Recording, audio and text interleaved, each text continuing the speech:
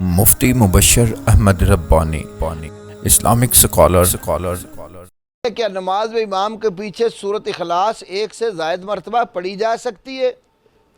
امام کے پیچھے سورۃ الفاتحہ کے سوا کوئی اور سورت تلاوت نہیں کرنی چاہیے۔ جہری نمازوں میں منع ہے، سری میں منع نہیں کیا، کیونکہ نسائی میں اور کئی سنن کو یہ امام بہقی کی کتاب القراءت وغیرہ میں حدیث ہے، رسول اللہ صلی اللہ علیہ وسلم نے فرمایا فَلَا تَقْرَؤْا بِشَيْءٍ مِّنَ الْقُرْآنِ اِذَا جَهَرْتُ إِلَّا بِأُمِّ الْقُرْآنِ۔